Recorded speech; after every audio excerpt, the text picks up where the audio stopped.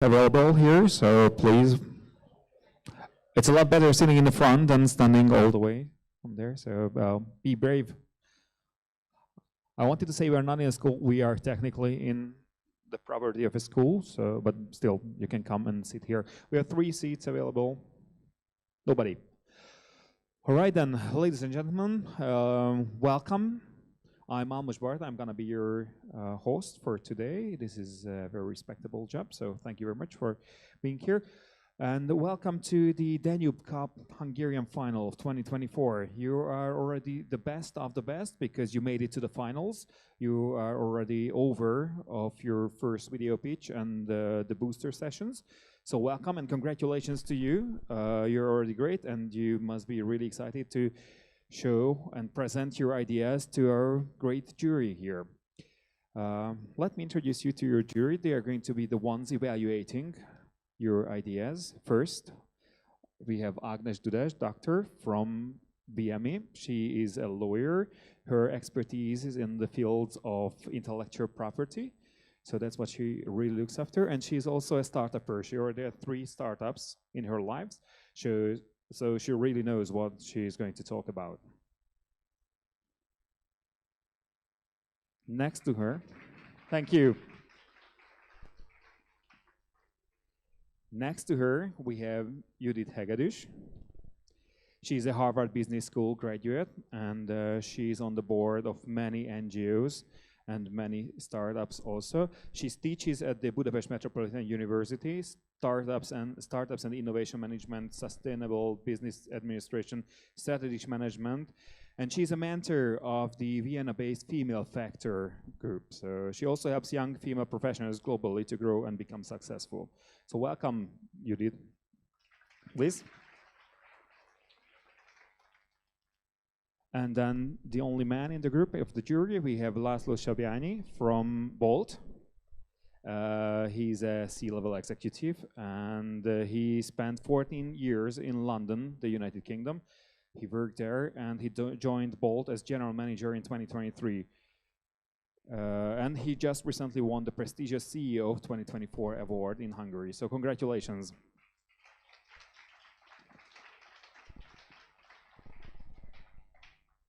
Let me introduce you to the organizations who made this possible. So first of all, we are here at BME Us 3. They are providing the location. They are the ones organizing the whole event. Also with BME and Corvinus. We have 4 groups from Corvinus and 4 groups from BME. First, we will have the Corvinus groups and then the BME groups.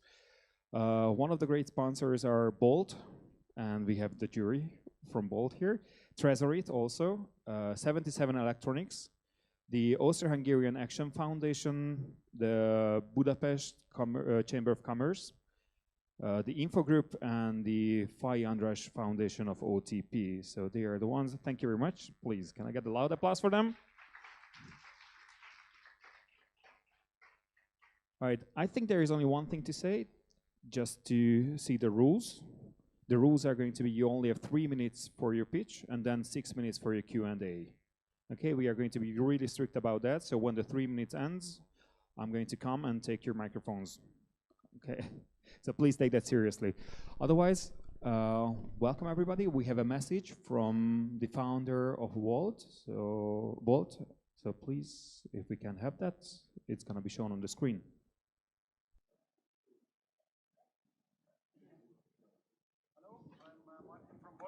And I started my first company during university on the first course, and I encourage you to really dream big and find the more challenging problems in the world and try to tackle them, build a great team, and then I think you can really change the world like we have done with Bolt, and we are just in the beginning of our journey, and I encourage you to really work hard, pursue your dreams, and build the best companies out of Europe. So good luck on that.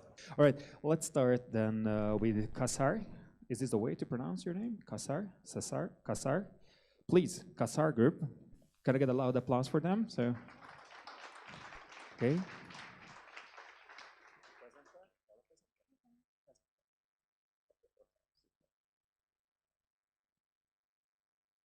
And 3 minutes is going to start. As soon as you start your pitch, good luck, everybody.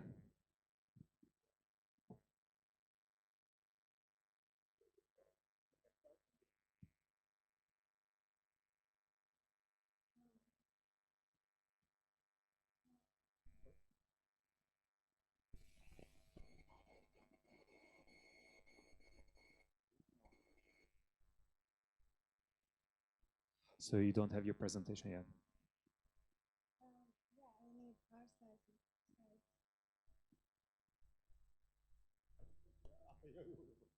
Okay, sorry, we still need like 3 minutes because we had to restart the computer, so sorry about that. You can come down from the pitch if you want to. I mean, it's not really nice to stay there. Okay, sorry.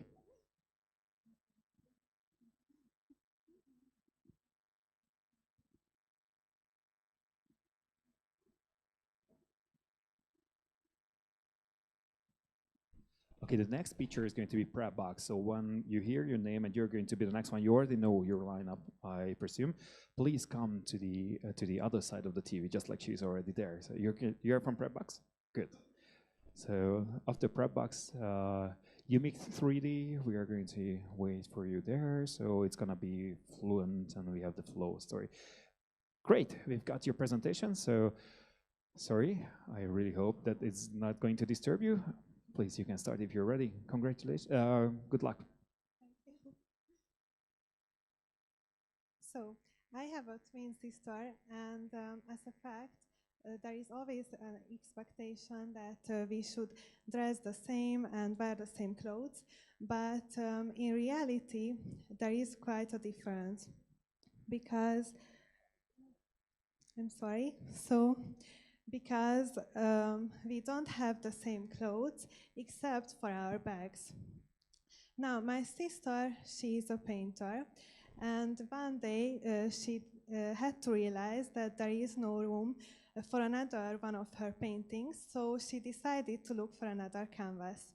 And that was the moment when she found my white bag and painted on that. That was her first painted bag. It born out of creativity. Hi, I am one of the founder of the Khazars, and my twin sister, she is the other founder. We created our brand. It's not going, sorry. So we created our brand dedicated to combine art and fashion. Khazar's goal is to create unique hand-painted designs on luxurious leather bags to give our customers the possibility to express themselves through wearable art. According to our research, 22% of the participants discarded their clothes due to the fact that they were bored with it. This is a very serious environmental problem. Now, to validate our idea, we have already asked 2 fashion accessory specialists and 5 of our potential customers, and it came out that currently there is no brand with the same business model as Khazar in the Hungarian market. Our process is very simple. We get the customer's bag, and together with the designer in our consultation studio, they create a bag that became their dream bag. Our pricing depends on the personalization of the bags. We need 1 million forints to start our business, and according to our plans, to reach our break-even point, we need less than 3 months. Now, remember that at Khazar, it's not just a bag, it's a masterpiece, and it's a story. It's your story. If you want to become one of our customers, please follow us on Instagram, or if you are more interested in our business, please download our pitch deck from the QR code below, which you not see. Thank you very much.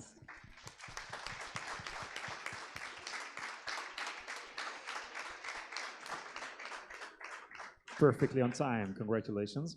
And thank you very much for really getting over all these technical difficulties. Thank you. Thank you. Who is going to be the first to start the questions, the Q&A? So thank you for your presentation. Actually, it was great. Let me ask a question. So you said that there is no other bag in Hungary, but do you know other bags around the world with the same quality? Yes, of course. We did our competitor analysis, and we found out that there are brands with the same business model as Kazar, who are provided hand-painted services with unique designs, but they do not have a personal consultation. It's our unique selling point. And in Hungary, there is no brand that similar to us. Thank you very much. I really appreciate your presentation because I know how hard it is when there are technical difficulties and we cannot see the presentation, but at least we try to imagine. So congratulations anyway. My question is targeting the novelty of your product. Why do you think it will be a breakthrough if people want to have it or they really want it, and how you can make tailor-made for the customers? So I think they need it because there is no brand in Hungary with the same service, and people want unique and hand-painted bags because they feel the need to be expressive through art, and it's a great service because it can be environmentally friendly to renew your old bag, to get us your board bag, and we can make it that you will falling in love with it all over again. We can make this bag to be waterproof and quality, which is a great selling point for us. And you can see our bags.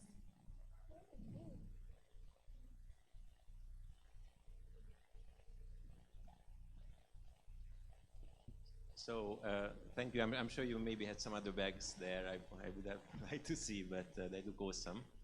My question really is, how do you plan to scale it up? Because you mentioned that your unique selling proposition is actually the consultation.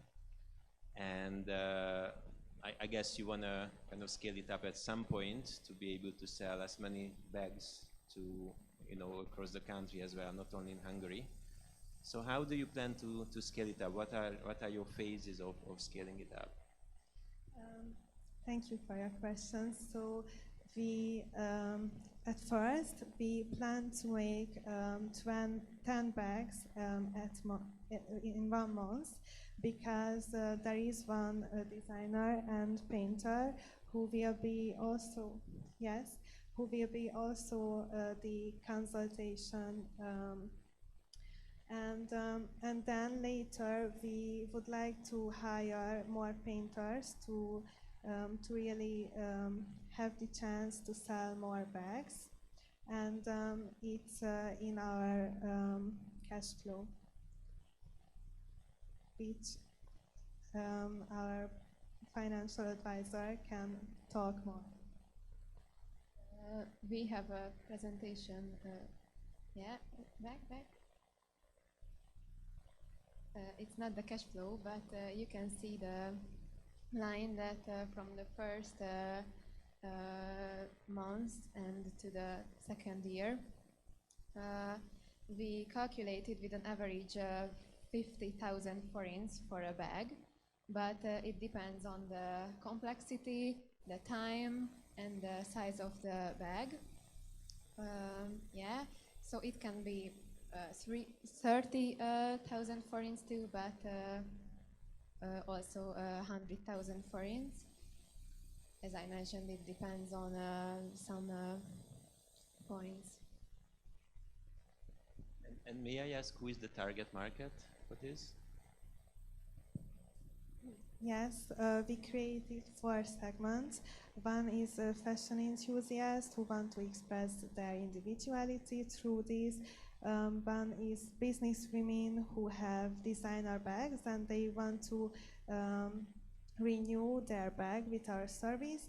One is who want to give luxurious gifts for their friends, and one is who want to help brands who are sustainable and seek for sustainable items. I'm sorry, as a woman, I'm really attracted by this future product. Can the customer influence the designer, what she wants to see on her bag? Yes, it's so the way it's our process. Yeah, so we have a personal consultation, and the customer is sit with our designer in our consultation studio, and together they discuss their ideas and their identity, and they together create a bag which can be totally personalized. Yes. And they can book an appointment for this consultation on our website. Perfect. I think we know everything, so congratulations. Thank you very much.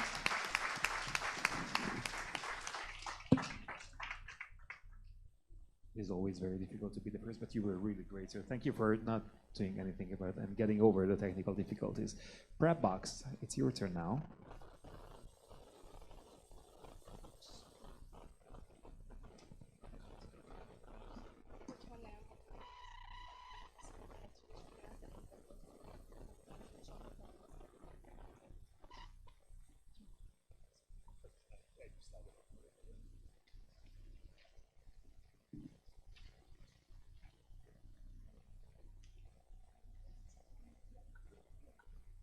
Működik? Yeah, it works. It works. I heard you. Okay. Yes, we can first try before you start. We can first try. We load the presentation, so you don't Yes, have thank to you. with that within your 3 minutes.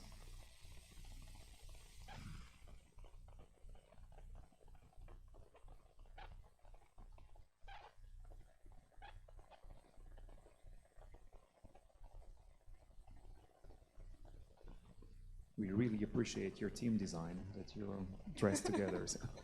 Thank you so much. The green is one of our logo's color, so yeah.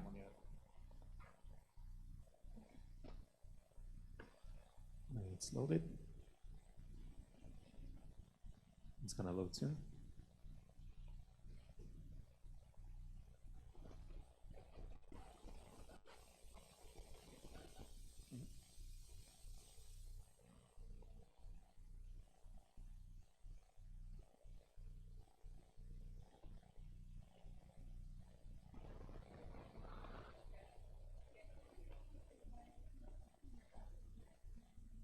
If you want to start, just see if it no.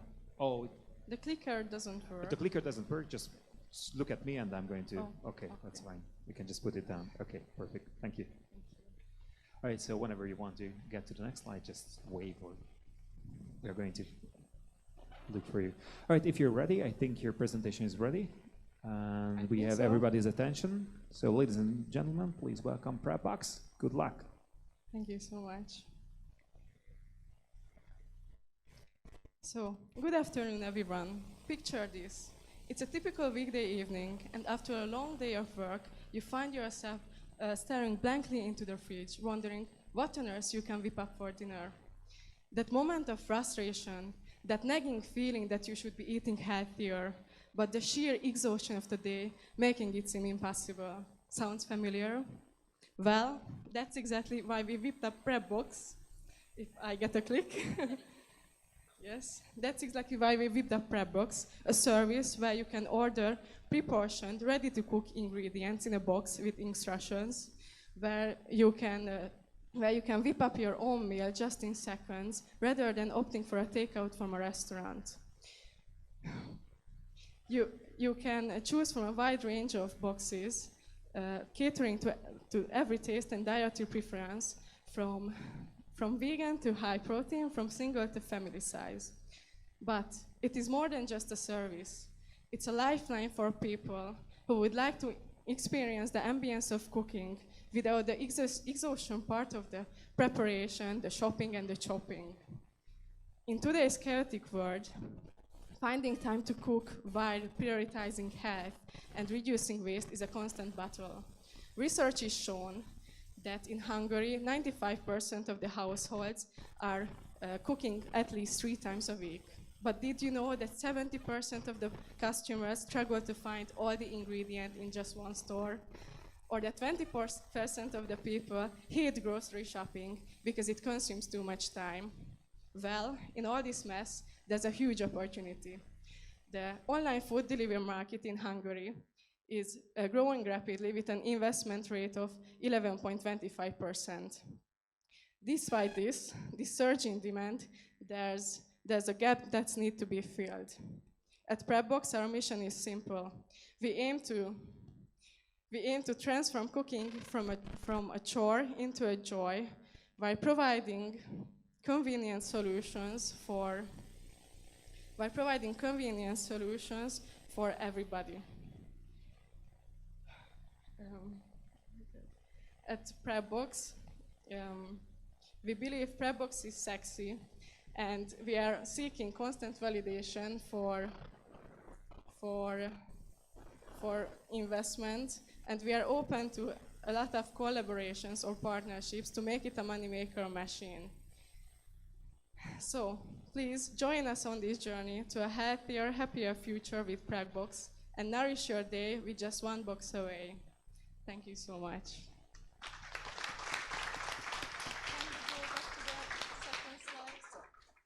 Második slide.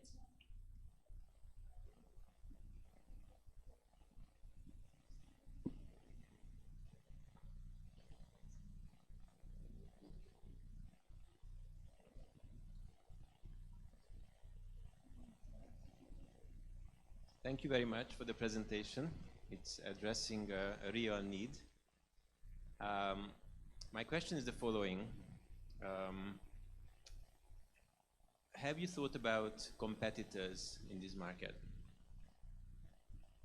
Yes, so we are first starting local and then thinking global. So as for the local market here in Hungary, there are no direct competitors. There are only indirect competitors, like the healthy meal delivery services or even fast food restaurants. But as our primary target group are people who enjoy the process of cooking, we would like to offer them the so-called the ambience of cooking, and this is our USP against our competitors, because we don't offer the ready food. We are just offering them the ambience of cooking without the inconvenient part of the cooking. So, if I understand correctly, your proposition is ready-to-cook meal on demand. So I go home from work, I have nothing in the fridge, I open the app, I order the food. Yes, exactly. So my question is that if I think about maybe Volt and Foodora and some of these other delivery companies, wouldn't they satisfy my need earlier? Because it might take me an hour to get your product, and then I need to cook it, so I might be really hungry by then, versus getting just ready food. We aim to focus on the customers who like to cook or want to experience the joy of cooking. So those people are the main target groups of us. Thank you very much. I think it was a quite good pitch, a great presentation. I have basically 2 little questions. One is, what is your target group? Very exactly. Then I ask the next question. Okay, so our target group are people who want to eat healthier and who like to cook or want to experience the cooking part. Mm-hmm. And who have little time, but have time like an hour or a half an hour to cook a meal, but don't have the time to go for shopping, which takes like 2 or 4 hours per shopping. Let me put a question regarding to your team. I can see there are 4 people on the stage. I suppose all of the 4 are full members of your little startup group. What can you tell us about this team? Do you have complementary skills, or how do you share the work? How did you share the work in this time? to prepare food. We have a slide for this, if we can scroll down a little bit. The last one, yeah, probably. So yeah, this is our lovely team. There you can see that all of us loves to cooking or baking, or we really like the healthy life and we try to eat healthy, and that's what we bring to the table. Of course, we need training as well, but in the beginning we want to do it ourselves, because this whole prep box, this whole startup is very close to our hearts and of course to our lives as well. So yeah, this is our lovely team. It's really lovely. I got also one question. So what is prepared in the box? That is only for one person and one food, or can I select the bigger one, or how to imagine it? We have different size of boxes. So a single for 2person, 3, and for a family of 4. And you can also choose your own meal. And if you want, you can order 2 meals at the same time. And you can choose the size of it as well. Okay, thank you. So just imagine the product. So I'm at home, I want to cook something. So what do I find on your app? Would it be ingredients, or would it be some recipes to which I can find ingredients? Or how should I imagine the product that I'm gonna get? Yes, first it would be several recipes that you can choose from. But for the future, we would like to have an option for you to create your own meal as well. But this is it's the biggest step for us. But yeah, in the beginning, you can choose from 5 to 6 recipes. And how will you solve the delivery issue, the last mile issue?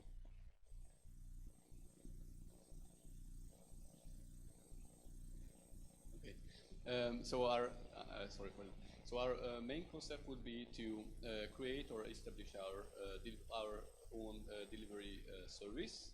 But we are also considering working together with, for example, Kifli or other partnerships.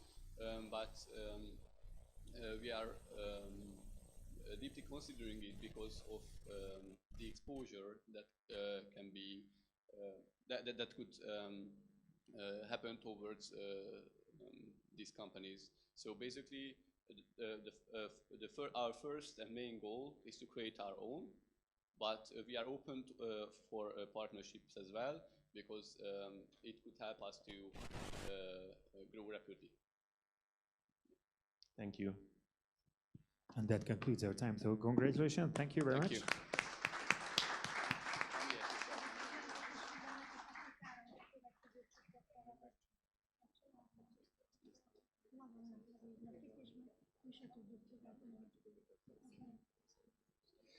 Okay, after UMIC 3D, Boots is going to be the last from Corvinus.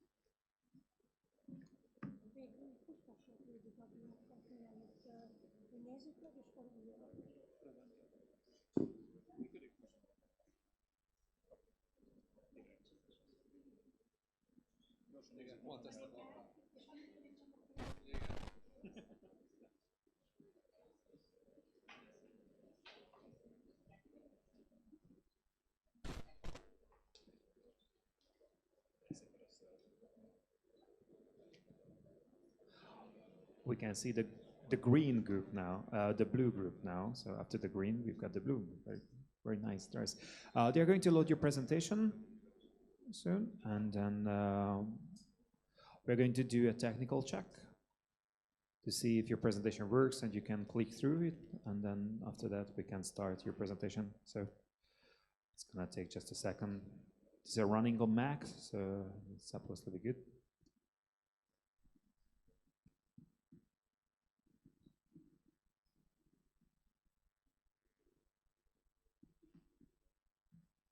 I'm asking the jury, have you ever experienced any technical difficulties during your career, of course, and how did you get over that? Always, all the time, isn't it?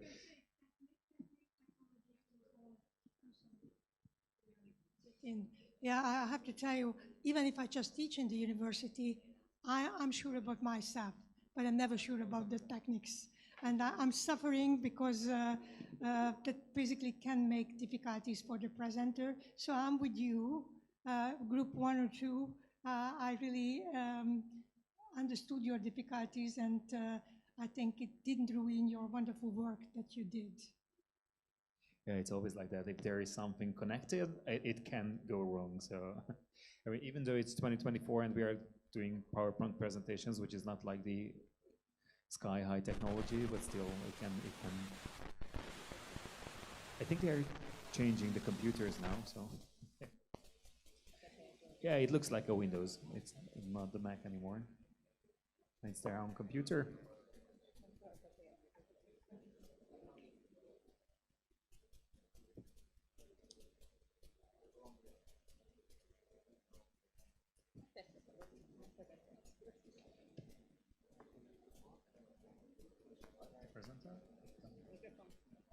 Okay. Just click through it if you want to. Let's check, click through it. Ah, it works. Cool. Can you leave the computer with us for the rest of the presenters? For one extra point? Okay. All right, we can talk about that later. All right, so thank you very much, and good luck.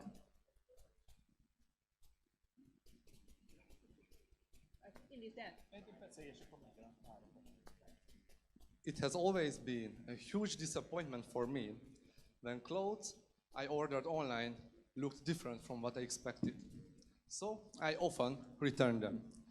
But I would have never thought that I was doing so much harm to the environment. Globally, 32% of clothes purchased online are returned by customers. This means that 1 in 3 clothes bought online is returned. In 80% of the cases, this is due to the wrong size and poor visualization options. Unfortunately, only half of the returned products is resold, the rest is burned or ends up in landfills. In Europe alone, the problem of fashion product returns creates a market worth at least 26 billion US dollars. UMix 3D was created to solve this problem. UMix 3D is a platform with a virtual fitting room that provides an ideal solution, allowing users to create personalized 3D avatars, trying on clothes we model with millimeter precision. And they can not only try on a single item, but a full outfit, and even get personalized outfit recommendations with the help of AI.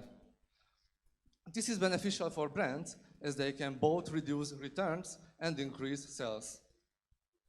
Besides our desk research, we have also done questionnaire research and conducted interviews with fashion experts.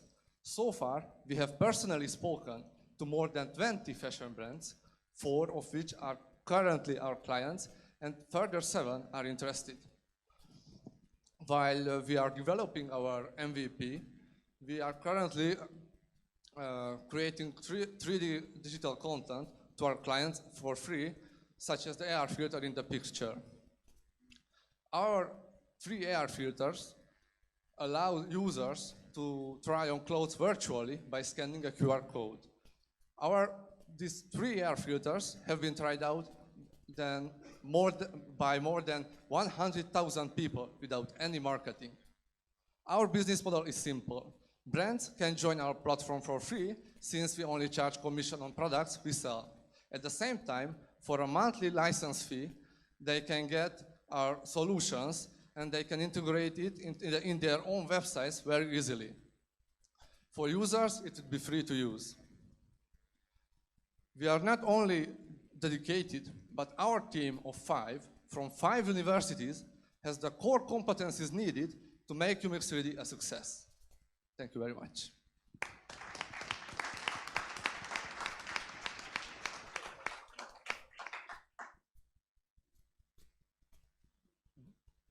So thanks for the presentation. It was great. Thank you very much. And its function. Please come to the stage. My question is about the competitors.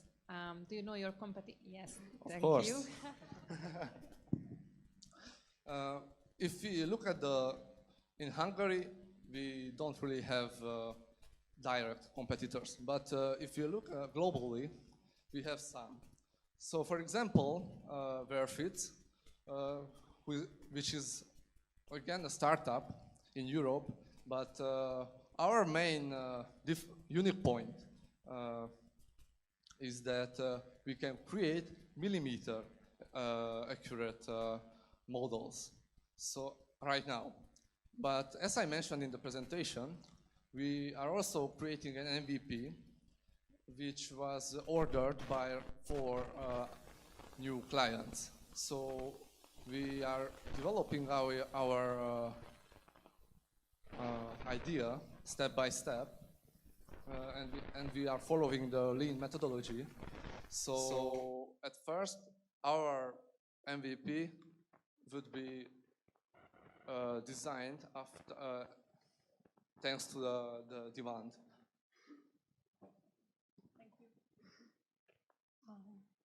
Thank you very much. I mean, sustainability is very close to my heart, so I was happy to hear the calling word circular economy and things like that. No question that this solution helps you to eliminate the waste production in general.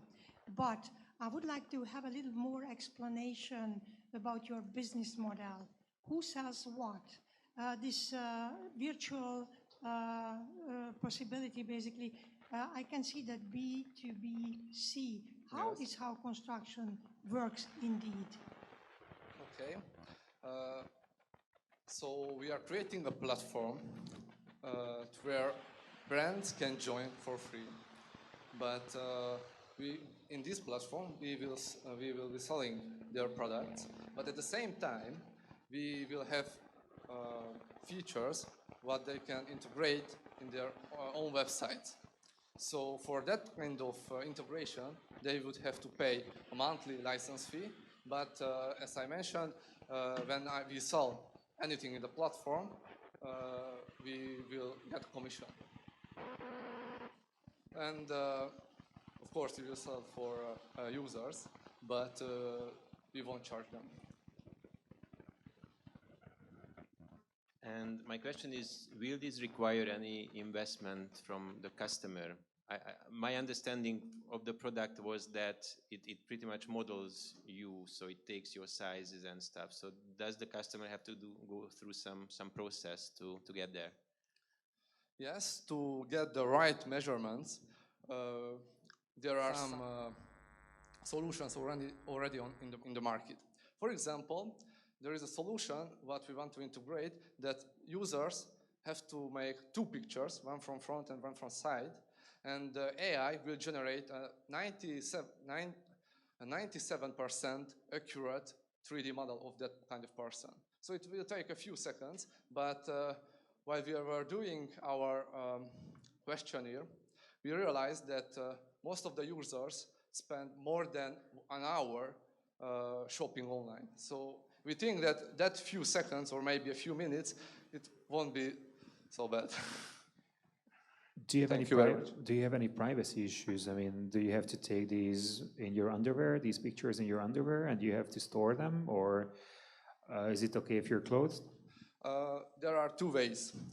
The first one, when the user will wear a stretch or something like that, but if she or she is afraid of showing her body to the platform, or she's afraid of something, they can set the measurements. There will be 80 measurements what they can set. So there are 2 options. And one question for me is going back to competition.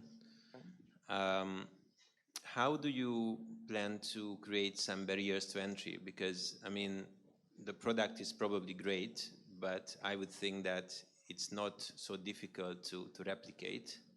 So what is your plan to scale up to make some barriers to entry for other competitors?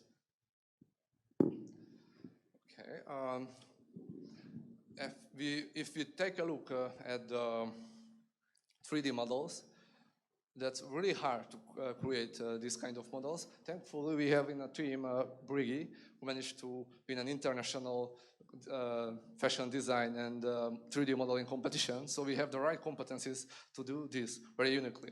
But if we are talking about the software, of course, we will have to make some security checks, but I will be honest with you, right now, I can't tell you which security steps this would be. Thank you very much. Only one sentence is, I think we have professionality that is not so easy to copy at the competitors. So this is know-how, is our value proposition. Thank you very much. Thank you very much. And you too, for your questions.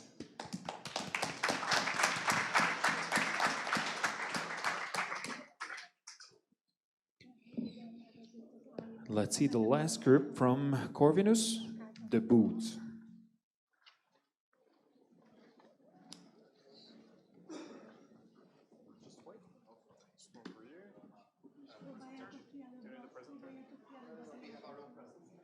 Oh, good. Okay. You've got your own laptop? Yes. Oh, good. Okay. Looks like the winning strategy. It looks very comfortable. It is.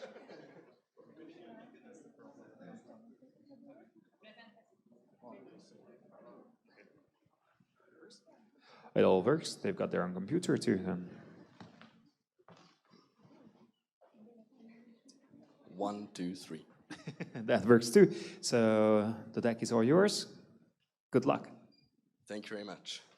Hi everyone. We are Boots, the Air Jordans of ski boots. Now let me start with a question. Whom of you went skiing this year? Yeah, great. Thank you very much. We welcome you to the club with over 370 million skiers every year. You see, since 8000 BC, the skiing industry has gotten bigger and bigger with more and more innovation and bigger and bigger finances, accounting to $1.7 billion by the end of 2023. But what happened to ski boots? I can't see any kind of innovation coming from here to here.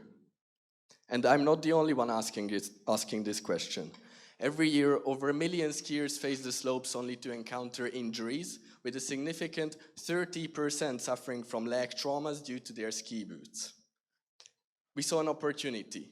The ski boot market, ripe for evolution amidst criticism for its discomfort and stagnation, is on the brink of a $70 million growth spurt over the next 5 years. And we are ready to take on the challenge with Boots.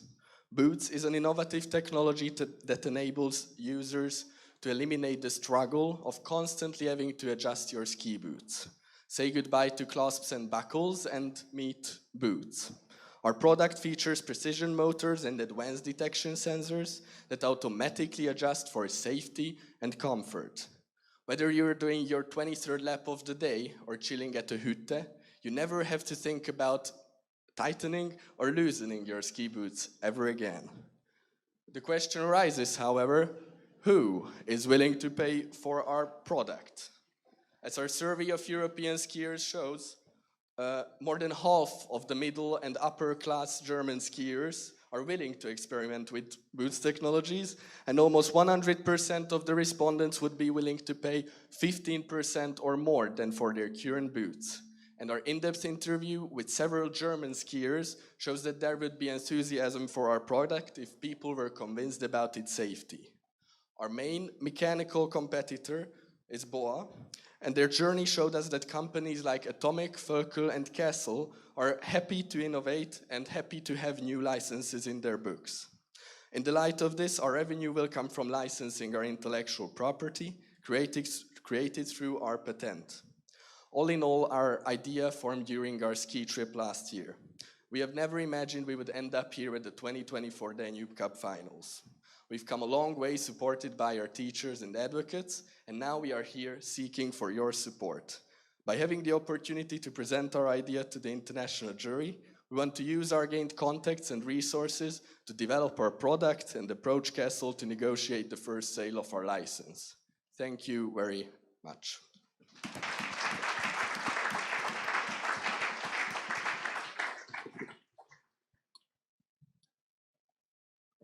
So thank you for the presentation. You Yes, mentioned thank that you have a patent. Do you Yes, have it? we do have. I would like to give the floor to our legal advisor. Oh, thank you. Well, thank you so much. So by ensuring the legal exclusivity of our product, we're going to file a request for a patent firstly at the Hungarian Authority of Intellectual Property, and then we are planning on going to the European Patent Office, and then maybe later some other nations' authorities who are willing to collaborate with us. So you have already searched for it, and that is something really new and it's patentable. Yes, we think so. I can see 5 young men. Your group is very homogeneous. Girls didn't like to ski, or what? Okay, just a small statement, but I would like to hear your personal story. Why this? How did you landed at this subject? Why you developed that product, please? First, we were at a ski resort, or like high up in the mountains, and we saw this problem that our leg hurt. Then we decided, we saw this opportunity, this competition, and we said, why not? Does it hurt now? Okay, just still, what is the division of labor among you when you work together as a team? I know the legal expert, I know your speaker of the group, but what the others? Yes, here you can see our team. János, he's the project manager. I myself, the financial coordinator of this whole project. We have a chief engineer here in Sasa, and also we have a procurement manager and a legal expert as well. So thank you for the presentation. And do you have a prototype already? So not yet. We are in the concept making, and we are planning to start the prototyping in this year. So as you can see on the concept drawing, we would like to put a battery, a small motor that can tie to the boot, and some sensors that can detect when it has to be tightened.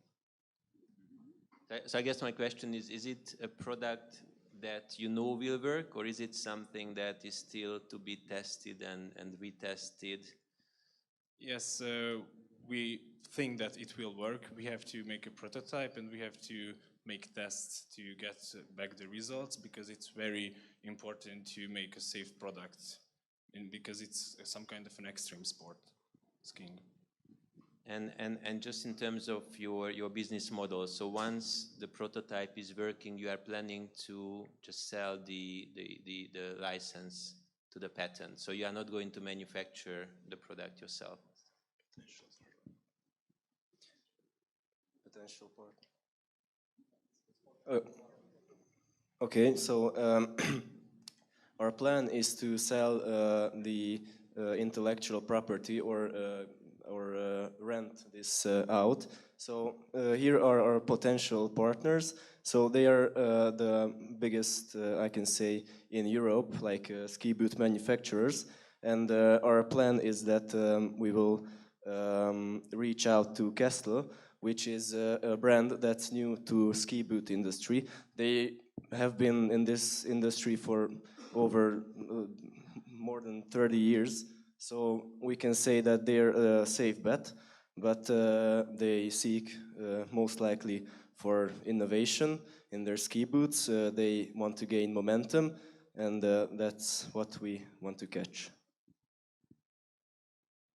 Okay, thank you. Thank you. If there are no more questions, we let you get out of those booths because I'm pretty sure they hurt very much now. So thank you for your presentation. Congratulations.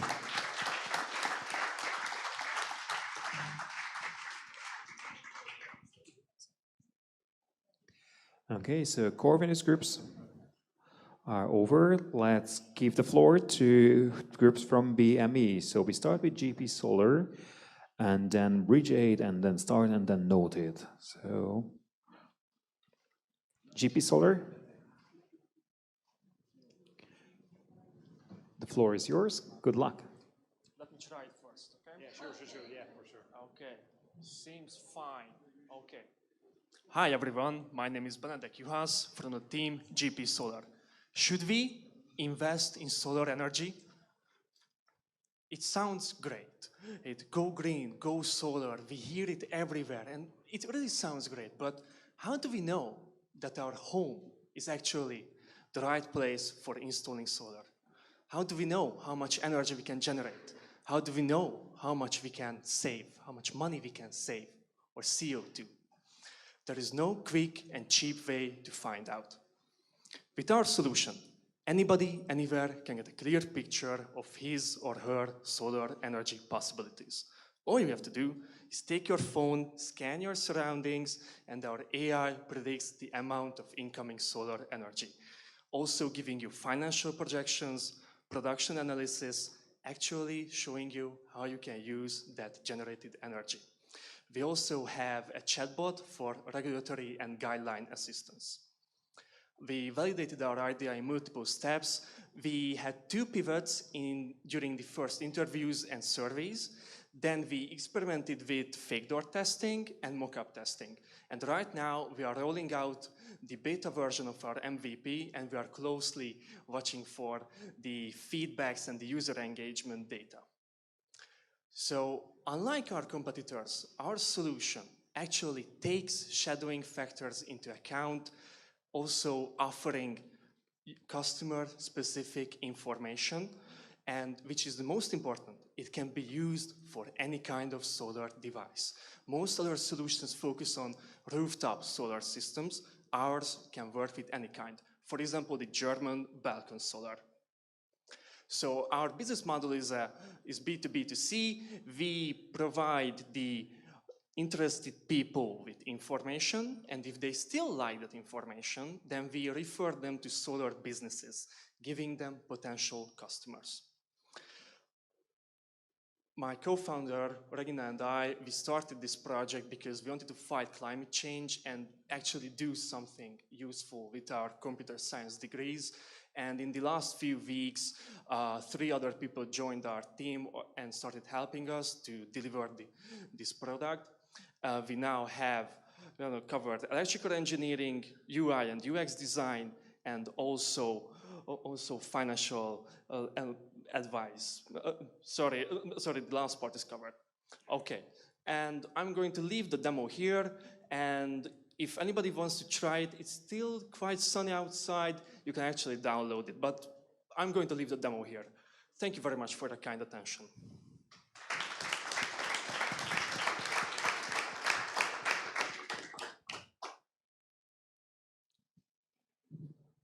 Thank you for the presentation. It's a very relevant topic. It is. Can you tell me how you plan to make money out of this? Okay, let's turn back. Let's get back to our business model. So, actually, for the homeowners or the interested people, there will be a freemium style model. We believe that the information should be free, the basic information, so that you can actually make a decision that do you want to go further with this or not. So the premium features will be monetized, so they would have to pay for it, for example, a detailed PDF, a detailed document, and we would earn commissions or through click-through rates based on the interested and redirected potential customers to the businesses. Where you can see your sustainable business advantage? What about the competitors?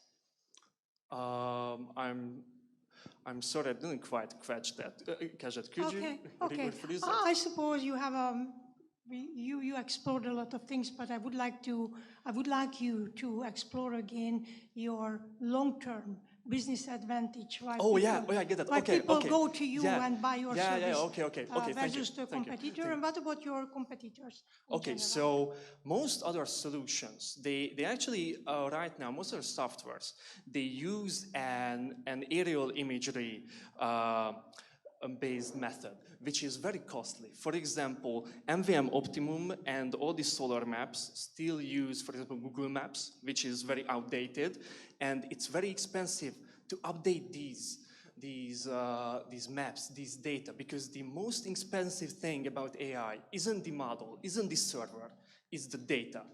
And our main advantage and why it's so cheap, it's because our method that you actually take the pictures, this method is so inexpensive and it's basically location agnostic. Can be used for any device, anywhere. Sorry, just another question to the team.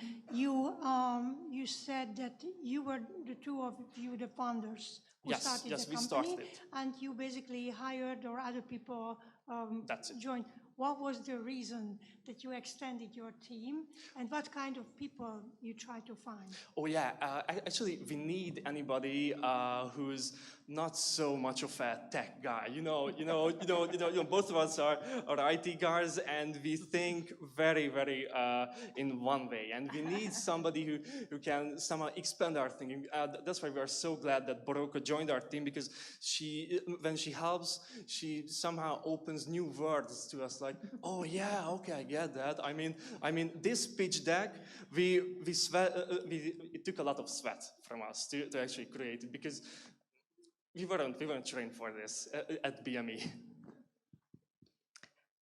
Will you recommend some solar systems to your customers? Yes, we will. It will be needed because, for example, because every need is different. Everybody's need and location is very different. And based on that, we would like to give them recommendations. For example, for somebody with, for example, an eastern or western orientation, balcony solar system or a smaller solar system would be much more beneficial. Okay, and I get one more question about your name. Why do you choose this name? We chose this name because that was also a very hard quest, actually, and we needed a lot of help with that. We chose it because it's the combination of GPS and solar, so we actually show where to put solar. Okay, thank you. And regarding competition, wouldn't the actual developers or the ones installing your solar panels would have similar data already? I mean, I understand it's maybe based on some generic data of Google Maps, but would the customer actually understand the significance versus your product?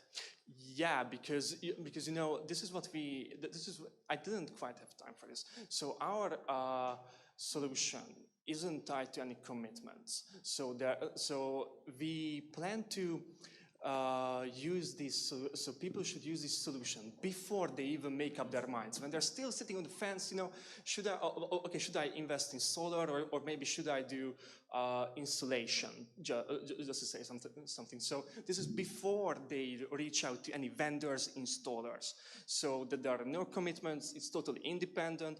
It's a quick check within minutes, and that's all. Then you can choose whether you want to commit to this installation or not. So you recommend solar systems only for households, or also for universities and bigger companies? Why not? I mean, our solution can be used there too. For bigger companies, for example, industrial solar customers, there are already softwares which are very good, but they are very expensive too. And for the average guy, there is nothing like that. So thank you. Okay, we thank you for the question. Thank you.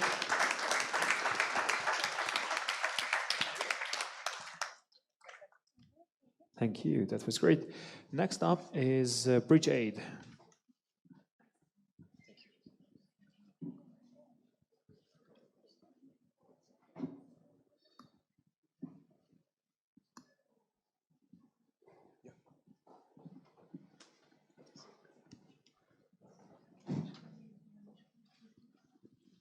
It looks like it works, so Check. Okay. whenever you're ready. Do you know how much it costs to maintain bridges and roads because of, heavy traffic? Or how many accidents are there because of poorly maintained roads? Well, a lot. Our team, Bridge Aid, find a solution to mitigate these effects. Okay. Bridges and roads demand ongoing care not just during while they are being built, but also during their whole lifespan. If this is being missed, then it can lead to fatal consequences like potholes, traffic jams, or even complete bridge failures.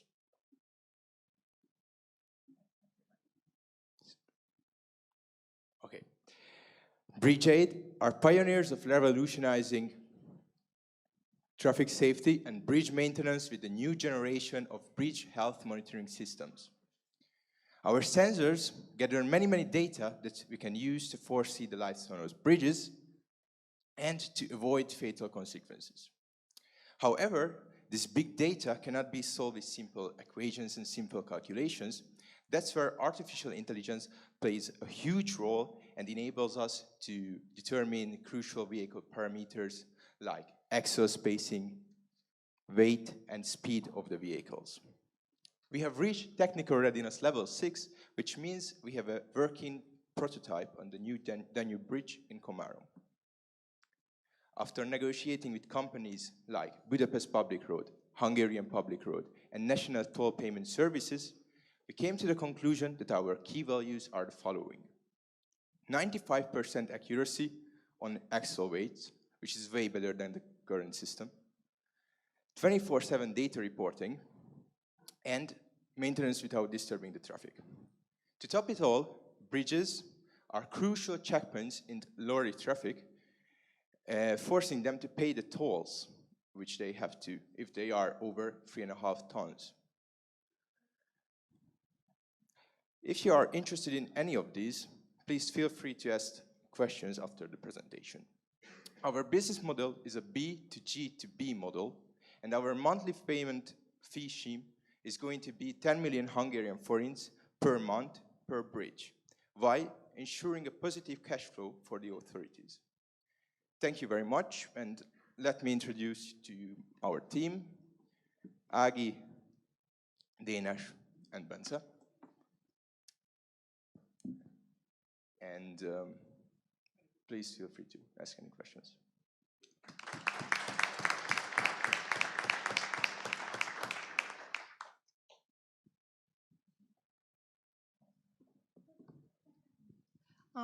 Thank you very much. It was a quite impressive presentation, and it shows which university you represent. No question. You said that your readiness level is TRL 6, which is also very impressive. Yes. And you have some validation work now. Okay, what's the next step? What are your plans at this in this stage? Let me give speech for the professionals. So very shortly, we are already having discussions with Hungarian Public Roads, and our next step is probably trying to have a pilot project with them, because they have a budget for innovation, like 50 million Hungarian forints for pilot projects, several pilot projects per year. So that's going to be our next level in order to reach technical readiness level 9 instead of 6. So then we're probably be able to get to the market. Yes, I would like to extend that for this year, our plan is to install our system for 2 bridges. And as Dénes mentioned, that we have negotiation with the Hungarian Public Roads about it. Just for me to understand, so how do you know that it actually works? So, because yeah, so that's question one. And then question two related to that is, will you have any liability if your systems actually fail to predict that a bridge is about to collapse? First, I think I will start. We have measured 100 vehicles by then, and we compared the results of the Hungarian public roads measurements and our systems. And the measurement error, I think Bence will extend it. So the error was 2 to 3% in average for vehicle weights and axle loads, and it's a Class A considering standard, and it's a very precise system. I just would like to extend that there is a system working in Hungary, but it's a weigh motion system, but it's embedded in asphalt. Probably you can show some figures, which is very sensitive to, let's say, temperature, potholes, and some deformations in the pavement. However, our system is not installed on the pavement, quite far from it, under the bridges, so they are not sensitive to these effects at all. So that is why our accuracy can be that, our system can be that accurate, while on the other hand, we're using AI, so it means that when we have actual measurements, when the vehicles are in a static position, they're not moving. We can have a more, we can reteach our algorithms, so therefore the accuracy can be kept at a high level. So do you have also plans in other countries, or just Hungary is the point? We checked that there is two company about, bridge weigh motion company in Europe, and there are several, I say 5 weigh motion companies in Europe. And as we mentioned, that's our key value proposition regarding the pavement embedded weigh motion system is an enhanced accuracy and the lack of traffic distribution. Yeah. Thank you. And so with your B2G models, you are planning to sell this to governments or municipalities, and so what do you think about the incumbents giving way to you? So do you have any considerations about that? Okay, so the basic issue is that we are, I think, quite close to with the negotiations with Hungarian roads to have a contract. So after that, we can. I at least think that the aim, what Agi said, having systems on 2 bridges and then even more and more is going to be, it is actually a very normal expectation from us that of course we are depending on the government. So we don't, in this sense, with the bridgeway motion system, we're kind of stuck if we don't get close to those who are in charge of innovation of, let's say, focusing on digitization in civil engineering industry and stuff like that. I would be curious, what is your greatest novelty in this kind of service or product? Why you are so different than your competitors? What do you think about that? Because our system, so the measurement is such accurate that there is a huge loss of revenue of the national toll payment services due to the low accuracy of the measurements. And I predict that our added value is more than 8 billion Hungarian forint for each year, because our system is not, let's say, 20% accuracy, but it's 2.5% accuracy, and it means more than 8 billion Hungarian forint for each year. Okay, thank you. I think we still have some more questions, but Your time is up. Sorry about that. So, ladies and gentlemen, we only have 2 teams left. Start is the next team.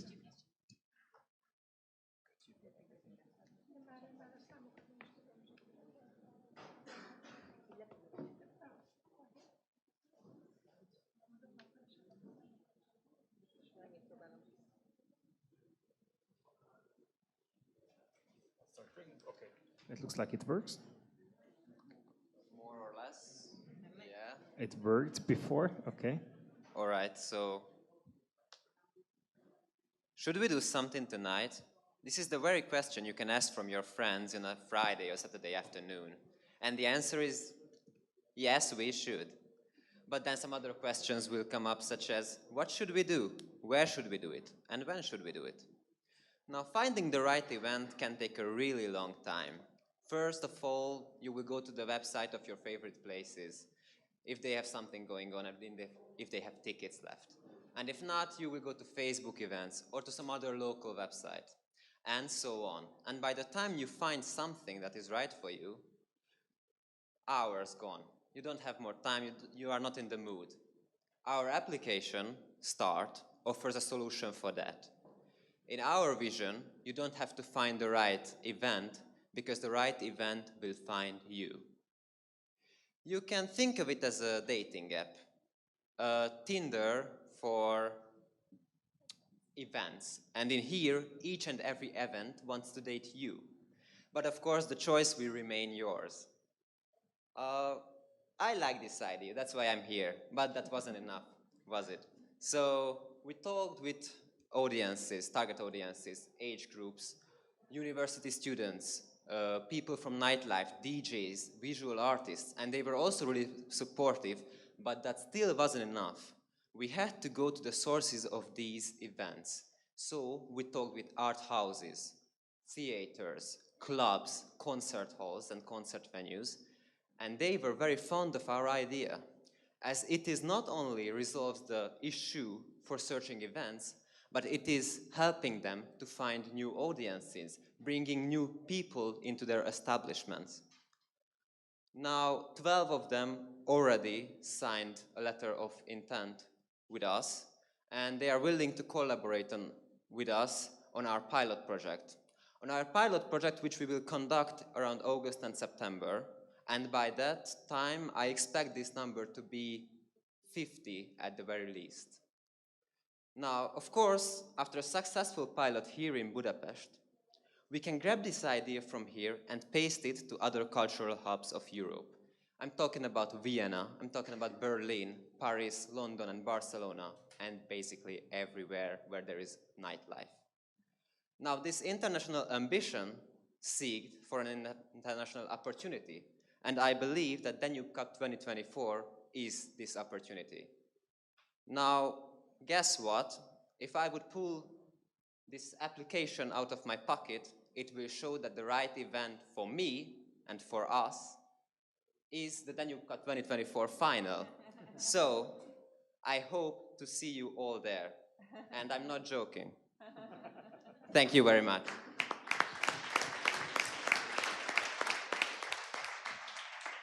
Csongor, can you please give our one-pagers to the members of the jury? Thank you very much.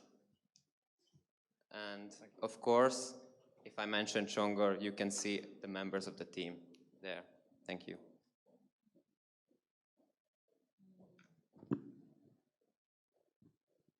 It's a really great idea. I guess it's one of those ideas where execution will be key. It's probably how you stand out from whatever is out there already. Yes. So can you maybe give us a bit more information on how you plan to stand out? What is your differentiator? Yes, of course. So I mentioned this earlier that the events will find you. What I meant by this, this is a mobile application, right? And I think there's a key difference between websites that later had applications and applications, because we can implement features that are really good because your phones are always with you, right? So these events can not only help with the timing, But with your localization, we can also give you what is around you. Our key differences from the other event finder apps and websites is that we shoot for the spontaneous type of people. That what should we do tonight? Where should I go? You get this out of your pocket and it will show what is around you and what are good for you. You can of course set filters. You can choose another day as well or a period of time, but you will have this today at this very moment function, and that's the key difference. Will you also collect a lot of personal data or habits or things like that? Hopefully not. So we use a Google database or a database developed by Google, and we can write security rules that, so we won't save the data that you used, or at least not in a way that I could see that it was you. So the only way we could access it is anonymously as a quantity, a huge bunch of people, like what are the trends, but not as your personal data. You are standing alone at this moment in the stage. What about your helpers who helped you during this journey?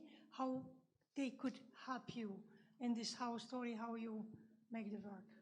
All right, so for the reason I'm standing here is that Csongor is also a software developer, and also am I. So the questions he could answer, basically I could answer, and the other member of our team, Linda, special thanks for her for this wonderful presentation. She's a designer and she studied marketing as well in the United States.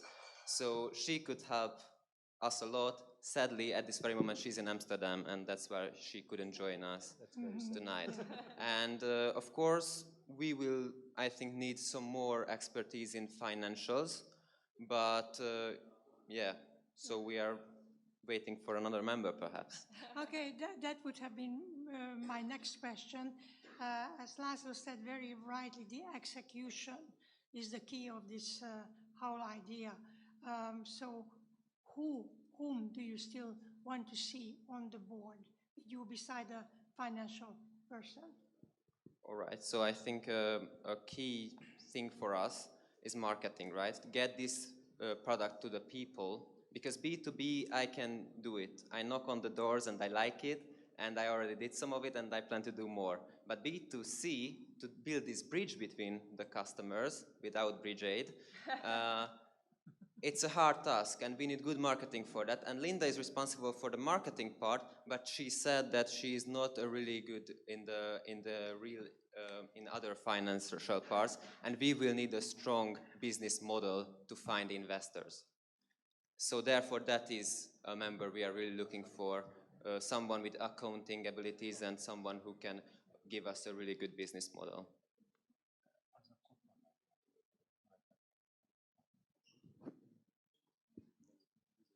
And how do you plan to make money of this? I was waiting for this question more than Christmas.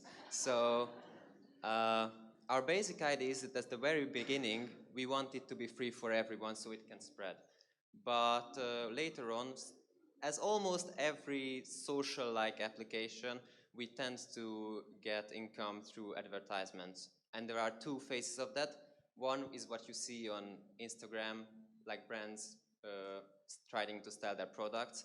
And the other is the events itself. They can buy like a promotion that their event is pushed a little bit more that week, for example. So this is the two main level. But based on our pilot and based on the results of that, we can of course change that because it might be necessary, I'm well aware. And when do you plan to break even with this? I'm not gonna lie to you. I don't have a date for that because I have to wait the results of the pilot project. And before that, I'm not gonna just lie to you on the stage. That's a really good answer. Who is your ideal customer? Well, I can. Oh, now the back is also working, or not. All right. So these are our three target audiences. Event organizers who are willing to try out a new platform, and fortunately for us, In Budapest, this place management is usually really young, and they were really cooperative. And also can be travelers because they don't know about the events here, because they know nothing about the city, and of course, spontaneous enthusiasts.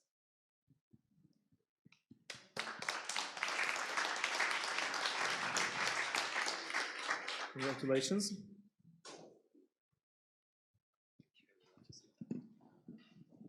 So here is the microphone and the floor to our last presenter. Do you need this? Okay. Thank you. That's a great answer. Hello, hello. It's working, I guess. All right. Tell me when I can start it. Whenever you're ready, we are all ears.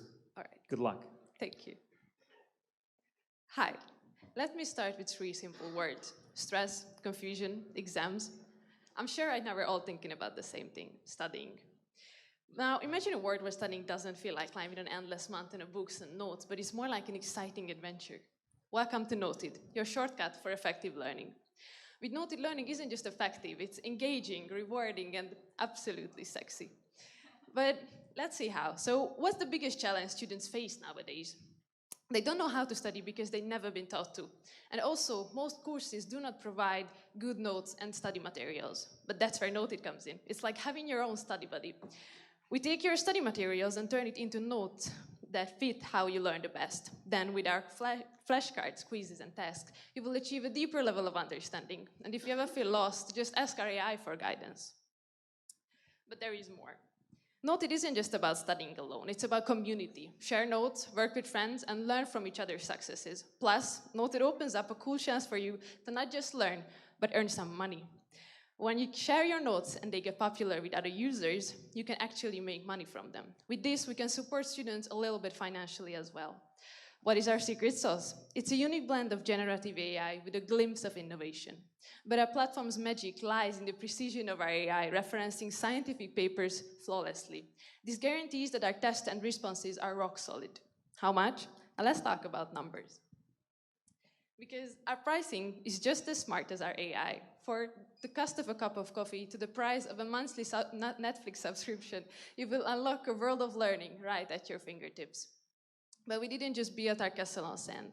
We carefully did our qualitative market research, engaging in 22 insightful interviews. We wanted to find out if students are willing to use new tools that build upon current study methods to level up their study game. As we progressed with our interviews, some answers kept circulating back. These were no notes in most classes, students are lost in their study materials, and they pay for apps to get better grades. So students and experts are agreed on the need for better slides and notes, and they are seeking interactive ways to learn, a solution that we are excited to provide. So we begin with the simple idea of creating notes from useless slides, but soon we realized that true learning is a two-way street. It's not just about what we give, it's about how students interact with it. And that's why we pivoted to interactive note-taking and tests that can reference scientific papers flawlessly. Now meet our exceptional team. Marty, Levy, and Stu are tech wizards, Reka, the financial genius, and me, Timmy, the creative force behind our design. Still skeptical? We already secured first place in the prestigious M&B High startup competition last December. And right now, we are participating in the Future Founders Club while we are developing our MVP. So Noted is more than just a platform. It's a community where students can learn, connect, and grow. But for this, we need your help and financial support, because with us, the future of education isn't just envisioned, it's noted. Thank you.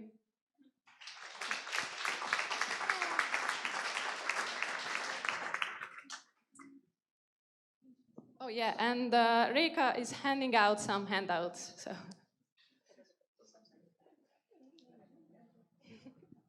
So thank you for the presentation. I think it is actually true that more and more learning materials are needed. The question I have here is, well, you're trying to put notes on this app, but how can you be sure that those notes actually work? Especially, so it's generated by AI, but AI can make mistakes, and it's generated by other students, and we know that other students might also make mistakes. So how can I, as a learner, ensure that this app is going to give me what I need? Yeah, so that's a great question. We have thought a lot about this, And we came up with a solution. Actually, this is our unique selling proposition. So we are creating notes that reference scientific papers flawlessly. So every single sentence can be referenced with a scientific paper or some kind of a scientific note. So even if you just find a random note that a random student has made, you can check if it's a valid note or not.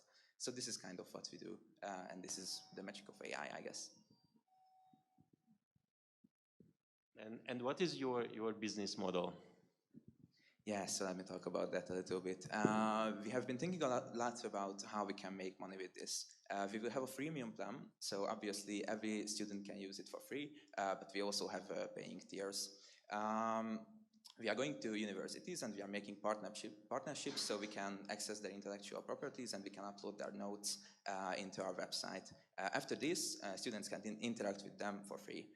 But if you pay a $2.99 monthly subscription, you can also make notes on our website and create some quizzes. For $4.99, you can customize your notes even more, and you can access some generative AI features. And for $14.99, you can access all generative AI features that we are offering.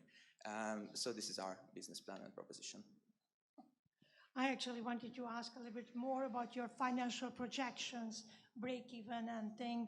I hope in this nice big team there is a financial person who thought about these things. Am I right? Yes. So that's actually Rekha. She calculated our financial plan quite in detail. So we have calculated how much it will cost to develop. We have also researched how much we will have to charge for servers, for generative AI, for every sort of solution there is. And the break-even is really nice. You can actually see the profit on the pages that we have handed out. For our basic platforms, basic users, we only have to pay like 50 cents per user. And for the AI, we are actually spending around $7 a month, which leaves us about with 100% profit margin. And so how would you differentiate yourself against other generative AI? I mean, like at the moment, I just had somebody doing a statistics exam and she was just typing in stuff to ChatGPT and it was just giving the results of the test. Yes, that's also a great question. So as we mentioned, our references from scientific papers and textbooks guarantees that there are no bullshit with our AI. And also, I think what's a very, very big problem among students that they don't really use AI, or if they use, they don't know how to prompt. I don't think I have to explain anyone here what is prompt engineering, and this is something that we do instead of the students. So we do the legwork so they can only enjoy the notes and the great parts, so they can focus on studying. And where do you would like to start this project? In which university? Do you have a favorite one? Yeah, great question.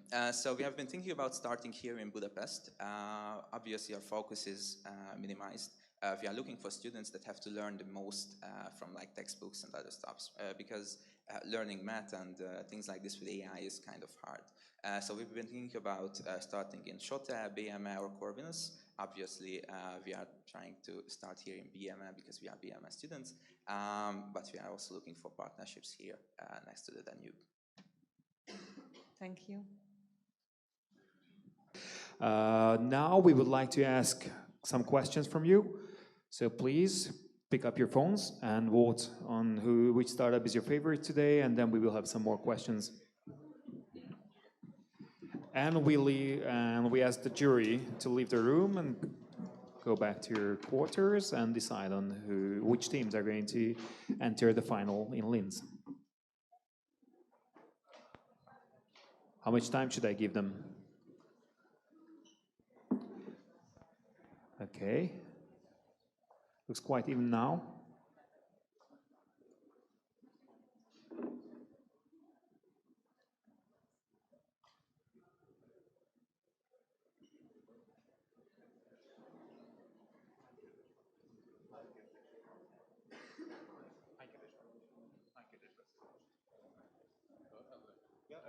Oh, that's the only question, sir.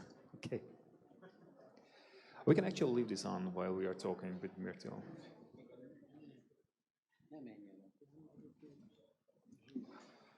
And, oh yeah, sure, please don't leave now. I mean, the most exciting part is now about to happen, and we have some refreshments for you. So if you're feeling a little bit hungry or thirsty, we prepared really great snacks for you. It's on my right side, so but please don't go now, because we still have an interview with a very, very interesting person.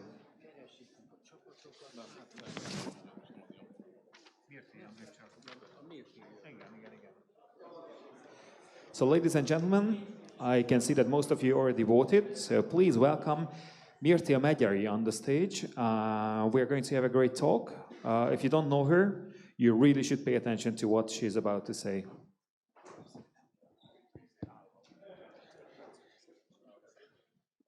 I would prefer to sit, actually. Okay. Thank you. So if we can sit, yeah. Actually, I was supposed to have a motivational speech, but I think it's much better if we have a conversation and you can raise your questions as well. Some important facts about me, which could be interesting to you, and you can relate somehow, that I've been the co-founder of Zintern, which is currently one of Hungary's main job portal, focusing on students. I've been on the list of Forbes 30 under 30, and also I was a TEDx talker. And which one? Which TEDx? Which TEDx? It was the TEDx Youth. I was there too. Yeah, which year? It was in 2019. It was a great experience. I really loved it. It was one of the best things I ever did in my life. So. Yeah, definitely. So I think we should share experiences regarding TEDx as well, because most of you who today present here will present on many other stages, I'm sure. And I was so impressed.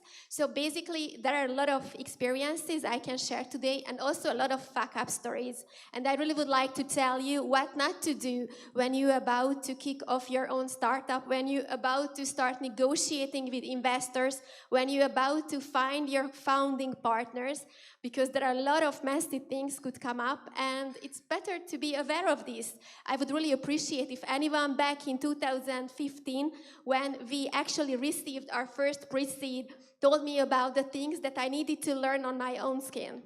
Yes. Yeah, so 2015, that's what you mentioned. So you spent already more than a decade in the business life. How would you summarize that? Yeah, thanks. Actually, yes, at the very, very beginning of the Hungarian startup ecosystem era, we've been actually invited to participate in Telenor's accelerator program. That company doesn't exist anymore. Even, no, so even the company doesn't exist anymore. And you know what was very cool about that program? That the finalists immediately received about 10 million forint.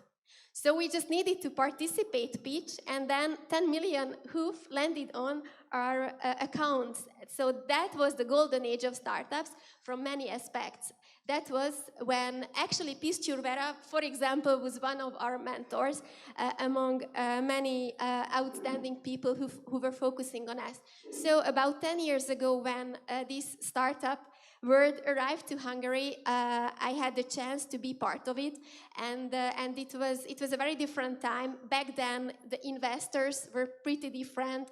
Actually, the conditions were different, and in the universities, we didn't know about what it means to be an entrepreneur or startupper. When did you realize that the 10 million hoof doesn't get you really far? I'm sorry. When did you realize that the 10 million that sounded really good when you then you realized that it's like 10 it's million not that much. Back then seemed a lot, but it was basically nothing. We didn't even take. Yeah, please. Do you have a? We spent the 10 million basically on development. Yeah, so we invested everything, and we also hired the very first employee of ours.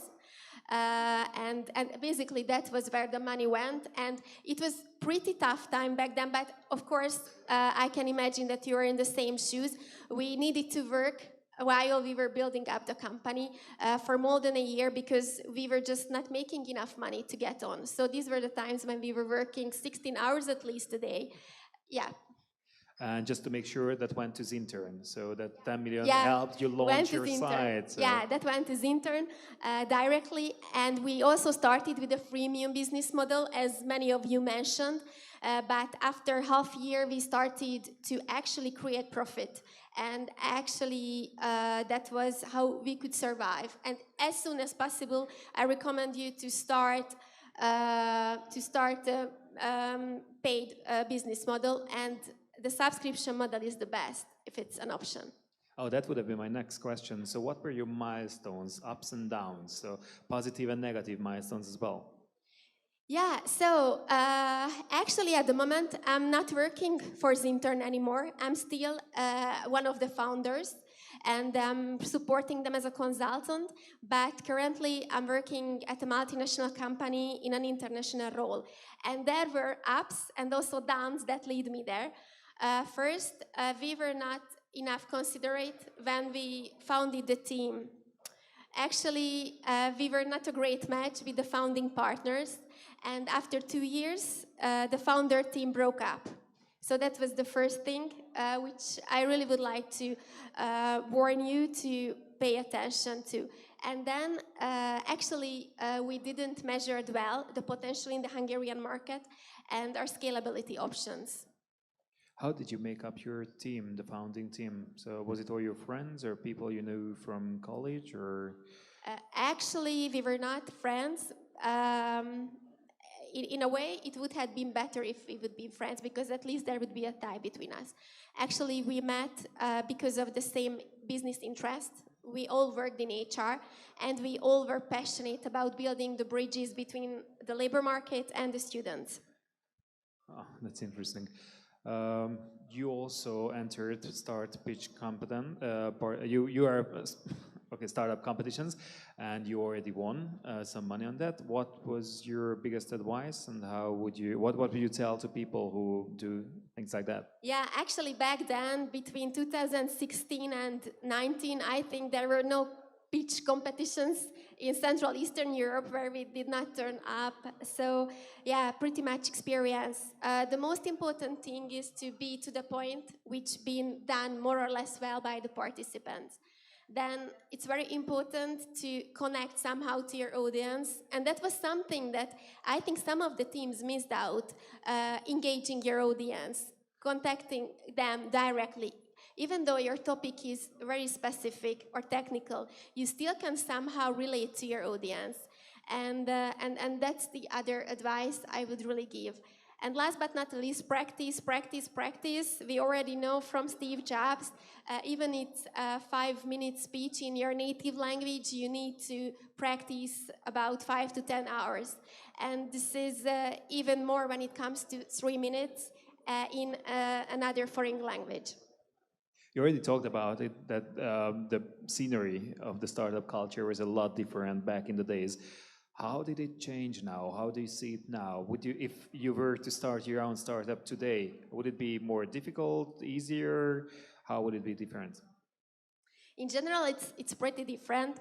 First, I think students and future entrepreneurs are much more educated in terms of what are their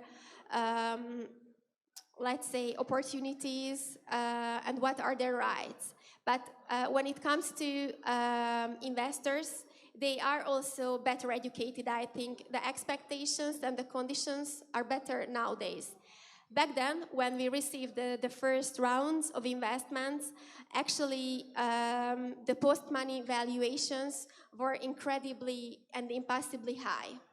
And actually, this is the reason why many startups from the previous era are unable to exit, because the post-money requirements are just super high, and potential acquirees are just unable to pay them off. Do you have a figure for that, like how high it is, just to put it into understanding? It's like 200% or what's like? Actually, in our case, it's more than 300%, and it's raising from year to year. So we already had several potential exit partners who've been interested in acquiring us, but actually the terms were impossible. And of course, I was in my 20s back then. I didn't have a clue about how to you know, negotiate great terms, how to be potentially attractive for future exit partners. So we did a lot of bad decisions. We just wanted to have the money at the moment, and we didn't think about the potential consequences. So if you would like to have an exit in 5 or 6 or 10 years, please pay attention to the conditions. Wow, that's a really great advice, and it's something that if you have no idea about, you should ask an expert about it. So, would you give consultations on terms, or can they actually reach out to you? Actually, I used to mentor startups. Of course, if you have questions, you can reach out to me on LinkedIn. But currently, I'm much more into the corporate world, and I needed some time and distance from the startup era because it's quite exhausting if you're in the drain in your drain for many years. So I'm not that much involved currently. Do you still have any experience about Gen Z? And I mean, Zintern is all about focusing on children, sorry, focusing on students. How do you feel Gen Z's attitude towards work and jobs differ, or what's it gonna be in like 10 years? Yeah, actually, I'm a great fan of Gen Z. I think Gen Z will change the world. And I don't know whether all of today's speakers were Gen Z or not, but the way they speak English, actually, the way they introduce themselves is much different than even 10 years ago. And if that is the attitude and skills that they bring to the labor market, then we have a bright future. And I have a lot of conflicts in my own workplace currently, and in general on the labor market, because elder generations challenge Gen Z instead of working together and embrace their differences. But I think the future will be on Zen's side for sure. Okay, I've got another question. That's one of the biggest questions of today for me, because I'm an entrepreneur too. I run my own quiz shows, and it's a great way to avoid being employed and not doing any work. But I still believe that if I chose a different way, if I chose career, I would be wealthier. I would have like an easier life with much less conflicts.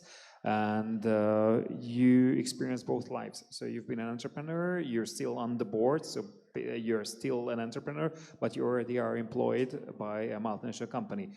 What do you think, what's best, or how would you choose from it? Actually, in 2018, one of the most read articles on the Hungarian Forbes was an interview with me, and the title of the article was that I could work for a multinational company if I want, but I don't want.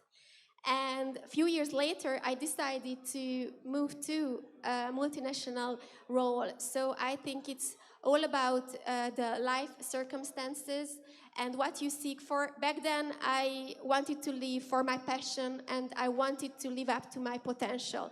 And I wanted to give everything to my own company, but then I realized my own life, let's say, quality worth more. So I think now when you have time for building your dream and putting all your energy to it and time, you really need to build your own company, and then you will see. Yeah.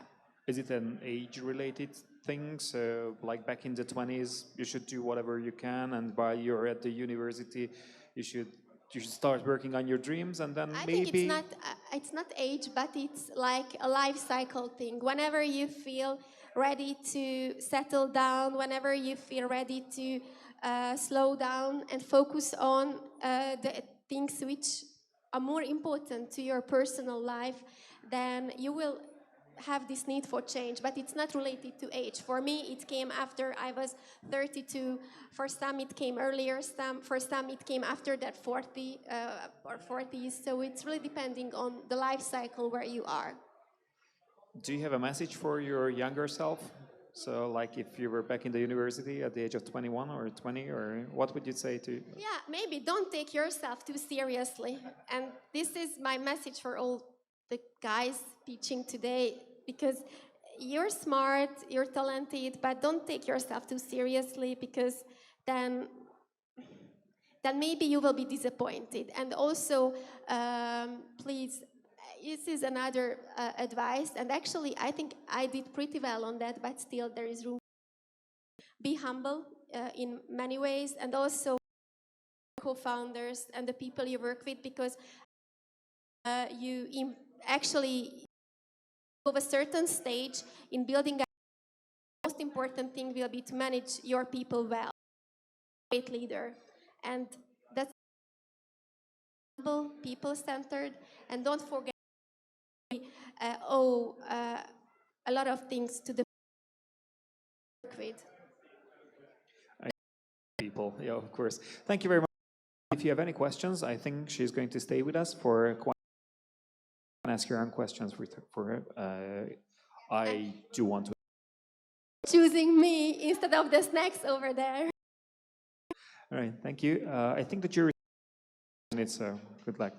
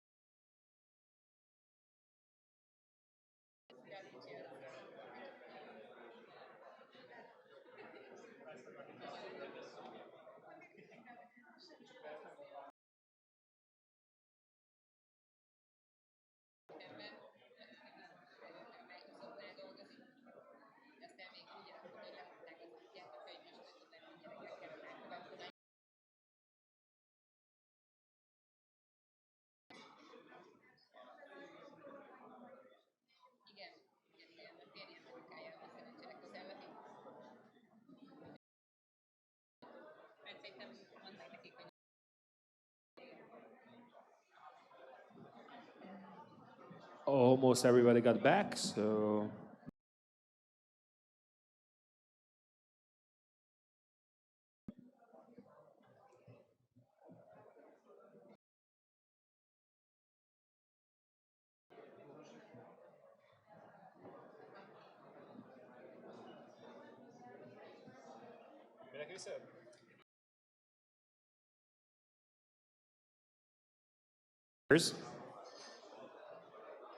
The jury would like to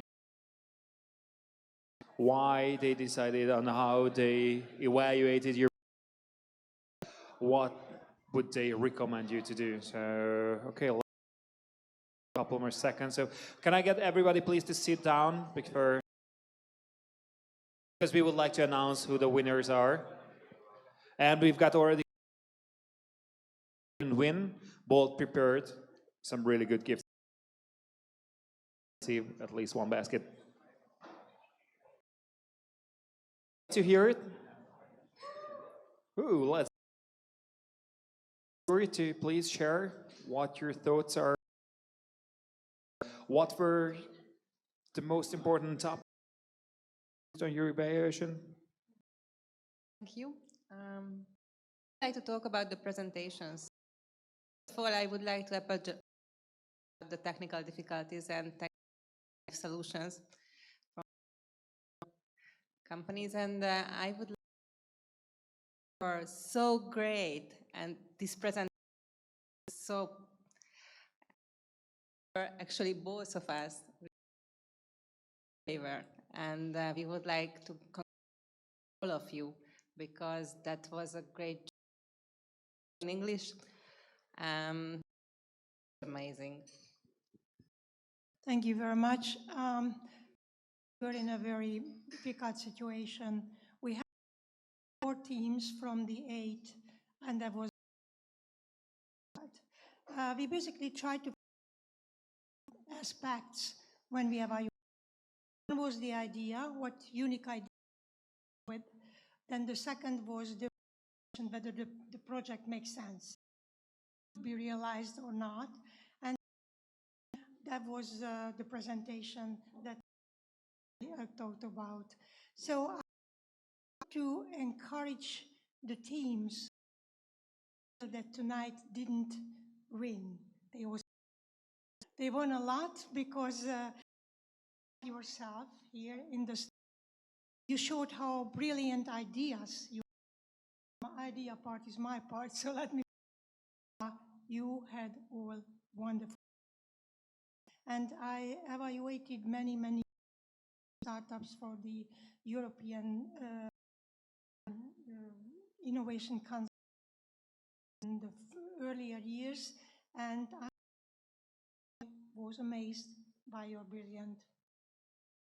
Congratulations to all, and let me say again, won tonight. We were really impressed.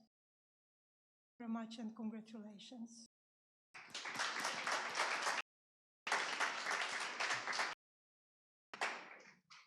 I know that. You know, I participate in this presentation, and typically out of 8, 10 ideas, maybe one is good. I believe that all of them were outstanding. But I wanted to talk about the realization, the execution. And, you know, one idea, you need ideas tend everywhere. They are not to get. It is really to get a great team behind it, to get it to a prototype level, to think about how to scale it up. So not only what we have today, but what in 2 to 3 years' time can be our model beyond our current thinking. And, you know, think about the business model. And I think that you have all thought about it to varying degrees, but what was impressive is that there were teams which already were so far advanced in thinking about all of these things that you can see, you know, they will emerge as winners in the market. But having said that, I think today's ideas were all great. And if you are not in the top 4, it doesn't mean your idea is bad. It just means that you may want to think about it a little bit more, maybe think more about how you can execute it well or how you can differentiate your products. But you can, you know, you have the time to do that. And that's what entrepreneurs do. They have one idea, they think about it, they execute it, they learn from it. If it's successful, it's great. If it's not so successful, you have learned something. And this is the mindset that you need to have. So I thank you all for the wonderful presentations and the brilliant ideas and really thinking about all these challenges that lie ahead of you. Thank you.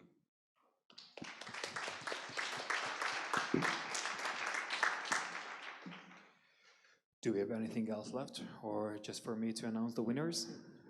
Okay. So let's start from bottom up. So the 4th place goes to the 2nd team from BME, and they are a team called START, the event organizer team. START, please come to the stage and take your... You were convincing enough to go to the jury. You were convincing enough for the jury to go to... We are going to take a photo of you. Is it already done? Okay. So you can go to Linz.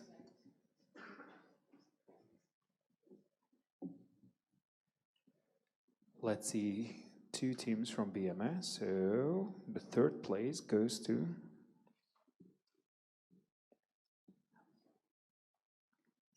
Okay, yes, we were making sure. The 3rd place goes to the team called Kassar from Corvinus.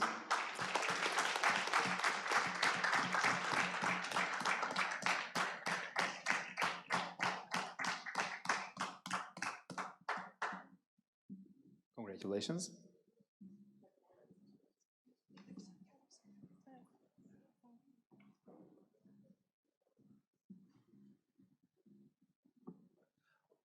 We need your new LinkedIn profile pictures.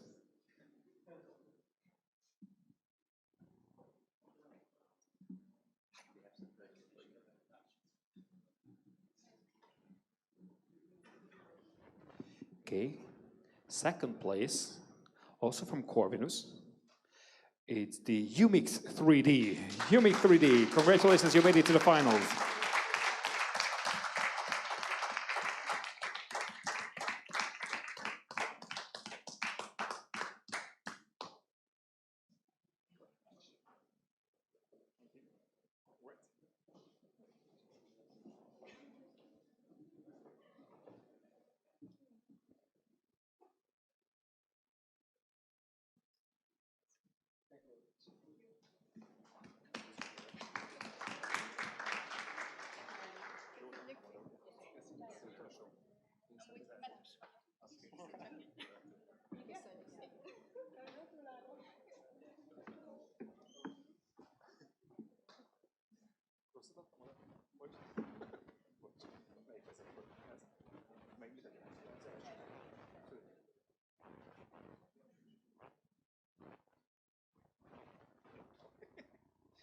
Okay, and the winner of this pitch competition is, it had to be somebody from the BMA because we choose two teams from both universities.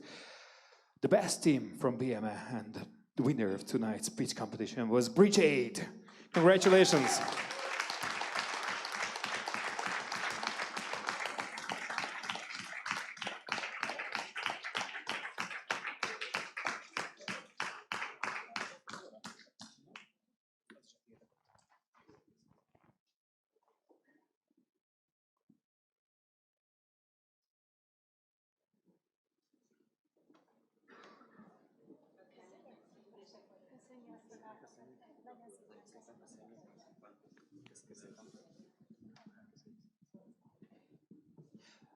All right, I would like to ask the teams who didn't win and who didn't make it to the finals to please come and collect, because you were rewarded with some nice bottles from Thanks for Bolt.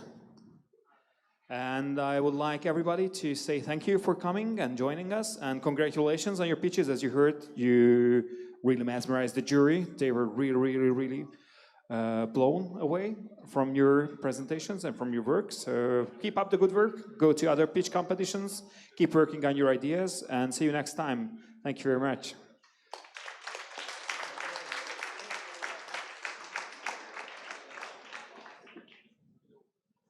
The last technical detail is that we can stay here no longer than 9 o'clock. And please help yourself to some food. There is still some food available. And by 9 o'clock, the game starts, so you would probably want to be in front of a television. Good luck on cheering.